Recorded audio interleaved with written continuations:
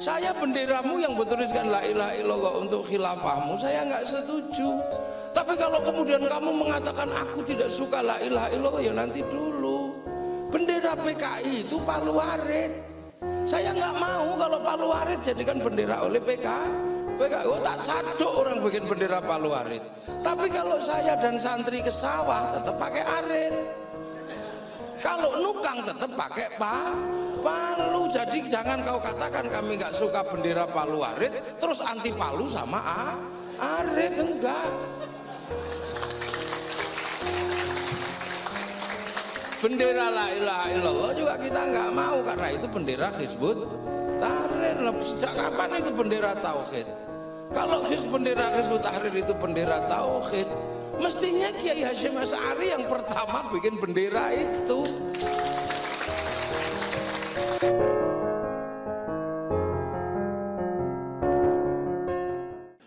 Di sini yang terbaik saya nggak bisa, karena kebaikan saya nggak bisa berdiri sendiri kalau tidak ada panitia yang bikin pengajian. Kalau nggak ada panitia yang bikin pengajian di sini, ya saya nggak duduk di sini. Nah kalau sudah gitu yang baik siapa? Ya panitia. Ya nggak bisa. Kalau saya nggak datang panitia kecewa. Nah kalau ini baru dua sudah nggak jelas yang baik siapa. Bisa kelahi saya sama panitia. Saya baik kata panitia, kalau nggak ada saya yang bikin acara ya nggak ada panjenengan duduk situ. Ini baru dua kebaikan udah nggak jelas siapa yang baik. Nah kalau yang ketiga yang saya libatkan sampean ngotot lah, kalau saya nggak duduk di sini apa itu namanya pengajian? Ya enggak. Ya kalau nggak ada yang duduk di sini ini bukan pengajian, ini cekson. Ini cekson. Karena saya kiai mungkin agak keren dikit ya jadab lah. Kalau roto geblek ya gendeng gitu. Ya bisa gemblung. Ini lah. Baik itu nggak bisa berdiri sendiri. Makanya umat Rasulullah kekinian ini ulama-ulama kita sering dibilang tidak revolusioner, tidak peduli dengan perkembangan zaman. Yang lain sudah Allahu Akbar, PBNU masih Allah Akbar. Ya, yang lain sudah bawa bendera tauhid la ilaha illallah. Kiai kalau bendera tauhid malah untuk nutup mayat. Keranda mayat itu tulisannya la ilaha illallah. Ini gimana? Lah ini makanya PBNU ini sering dibully sekarang. Nahdlatul Ulama ini sering diolok-olok. Kenapa? Karena dianggap tidak up to date. Lah ini resikonya ulama yang benar-benar mendudukkan umat ini, kebaikannya nggak bisa berdiri sendiri. Saya diolok-olok, kiai kafir kalau tidak mensetujui bendera la ilaha illallah sebagai bendera khilafah. Ya saya jawab, kamu jangan paksa saya untuk mensetujui benderamu yang bertuliskan la ilaha illallah. Saya benderamu yang bertuliskan la ilaha illallah untuk khilafahmu, saya nggak setuju. Tapi kalau kemudian kamu mengatakan aku tidak suka la ilaha illallah, ya nanti dulu. Bendera PKI itu Palu Arit. Saya nggak mau kalau Palu Arit jadikan bendera oleh PKI. Oh, tak sadok orang bikin bendera Palu Arit. Tapi kalau saya dan santri ke sawah tetap pakai arit. Kalau nukang tetap pakai Palu. Jadi jangan kau katakan kami nggak suka bendera Palu Arit terus anti Palu sama arit, enggak. Bendera la ilaha illallah juga kita nggak mau karena itu bendera Hizbut Tahrir. Sejak kapan itu bendera tauhid? Kalau bendera Hizbut Tahrir itu bendera tauhid, mestinya Kiai Hasyim Asy'ari yang pertama bikin bendera itu. Nggak ada loh, Kiai Hasyim Asy'ari pulang dari Makkah apal kutubus sittah. Sahih Bukhari, Sahih Muslim, Sunan Abu Dawud, Nasai, Tirmidzi, Ibnu Majah. Ini apal Sa'rijalul hadisnya. Itu pendiri Nahdlatul Ulama. Tiba-tiba diserang sama orang yang punya hafalan hadis satu. Kullu bid'atin dholalah. hadisnya kayak kunci Inggris. Lo kan nggak masuk akal, saya bilang. Makanya kalau sekarang ini orang nggak masuk akal. Nanti tak tunjukin ketidakmasuk akalan orang sekarang. Kenapa? Karena nggak ikut Nahdlatul Ulama. Nahdlatul Ulama itu bukan semata-mata manhaj diniyah, tapi Nahdlatul Ulama itu manhaj sosiologi dan antropologi. Duh, sembrono. Nahdlatul Ulama itu manhaj sosiologi dan antropologi yang memenuhi 4 hermeneutika pengetahuan. Nah, itu Mbok pikir tidak bisa ngomong begitu. Kalau saya nggak bisa ngomong begitu, nggak mungkin disuruh ngaji di istana.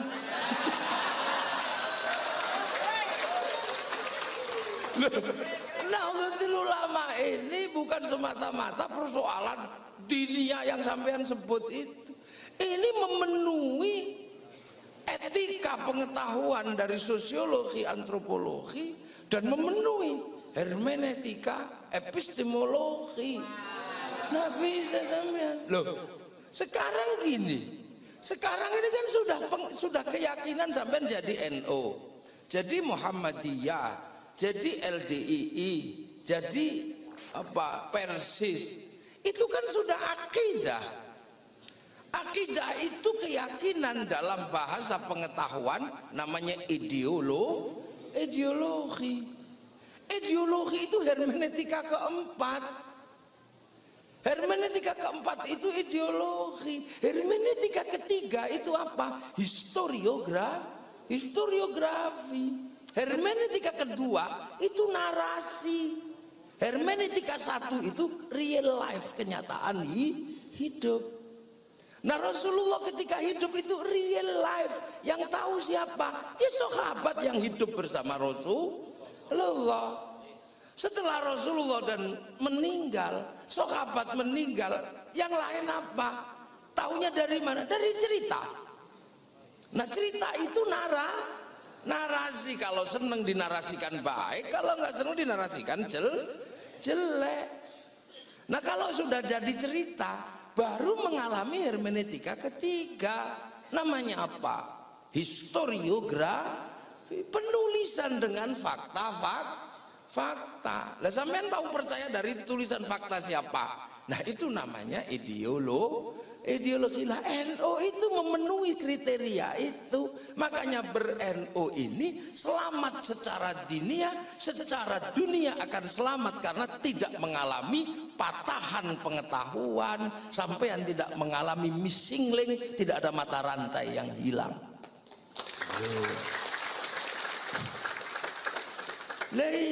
Lah mata rantai yang hilang itu apa? Sanad. Ngedot tak melu NU itu. Makanya wong NU ya selamat biasa aja.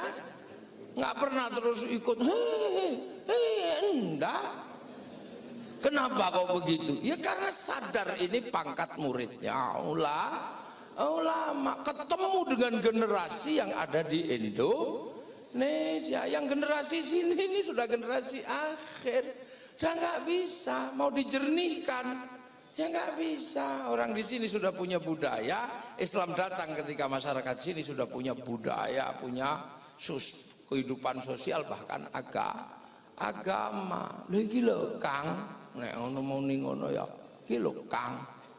Makanya kalau ikut ulama itu saya harus sadar, muridnya ulama itu yang begini ini kebaikannya nggak bisa berdiri sendiri. Sampean sehebat apapun hari ini, ayo NU punya yang namanya apa? Biro umroh, biro haji, ya apa itu namanya? Asbihu. Saya pernah ikut asbihu, berangkat asbihu. Enak saya kalau ikut asbihu, ditunjukkan makam-makam. Kalau ikut yang lain kan nggak ditunjukin makam. Loh, asbihu apa? Sekarang kalau berbicara asbihu, seindah itu Islam melakukan ibadah haji, tapi umat Indonesia pergi haji nggak bisa bersih semua oleh umat Islam. Kalau pergi haji orang sini pasti naik pesawat. Yang nyiapin pesawatnya siapa? Yahudi. Yang bisa bikin pesawat itu Yahudi dulunya. Pak Habibie suruh bikin pesawat yang nggak jadi. Wong namanya tetuko, sing teko ra tuku-tuku, sing tuku ra teko. Nggak bisa. Lah, bikin masjid Istiqlal, arsiteknya Muslim, bukan Nasrani. Nggak bisa kita ini. Sekarang ngaji itu begitu indah kan? Yang bikin syuting siapa? Bukan orang Islam, itu Jepang. Make-nya juga Jepang. Sampean yang pakai puji putih itu Cina yang bikin. Nggak bisa. Makanya ulama ini benar-benar dituntut untuk apa? Untuk benar-benar menjaga kekhalalan umat. Karena Islam ini adalah menjaga kekhalalan manusia minat dari dunia ila daril akhirah. Jadi halal tetap halal. Lah sekarang orang lupa maunya halal tapi haram.